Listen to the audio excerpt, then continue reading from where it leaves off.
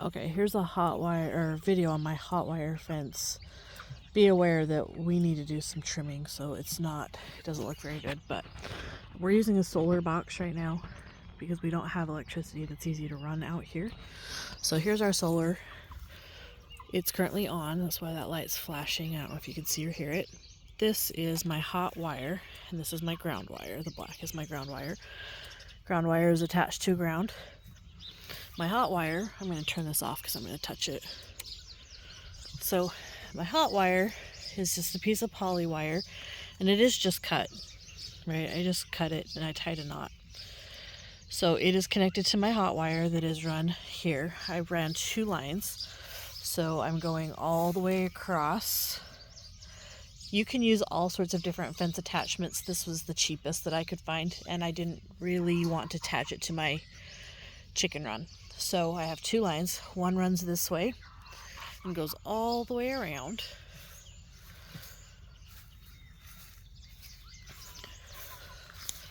All the way around to here. And then, oh, it looks really bad right now. And then I run it up to the next section, and it runs all the way back, all the way around to the end. Right, so we have it all, or it runs down, doesn't really matter, and then I just have it attached with a knot, so it goes back and forth. Then I have a completely separate stake, and I do it this way, but you don't have to. And I have 2 pieces of wire, and they attach to this, which is a fence handle, and I just have them looped together. So the way that it runs for me is when this is energized and running, the electricity is coming from there, is coming all the way around into my wires, and it's coming from here into the wire that goes this way. So while it's running, if it's powered on, and I can turn it back on just to show you. So while it's powered on, the minute that I disconnect it from here, this wire is no longer powered. So I can put my hands all over it because it's not attached to anything to the energy source. And the minute that I put it back on here, it's now connected again, and it's been tested. You can actually hear it because it's wet. So I'm going to turn this off today. So it shouldn't be touching the grass. I don't know if you can hear that noise over the birds, the little zapping.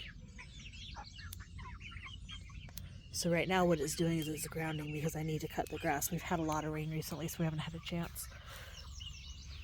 But it's hot again, and because of that I'm going to turn it off. Now the other option that I have is I could take, when I'm first running my wire, and instead of coming from here and looping back over, I can go all the way back over and maybe attach it to this fence post in the middle, and then attach it somewhere close. And if you can see my gap between the 2 wires, it's like 1 inch, and it's not going to affect our coyotes. They're usually not going to put their nose on every inch of this fence. So I could connect it here with that little spike, or with the handle, but when I disconnect it to open up the gate, it would still be powered. So I'd want to turn off my solar panel every time. And then here's my door for my run. So this is how I access it, and that's why the handle's there. So now I can come get my chickens. This run we like to move every once in a while. And so when I move it, I can just pull out my white posts, move everything to where I want it, put it back down, and then my chicks are protected again. I had a fox get 20 chicks in a night, and because of that, we ran the hot wire, and we haven't had any problems since. These guys are all getting healthy and big and grown up. Hope that helps.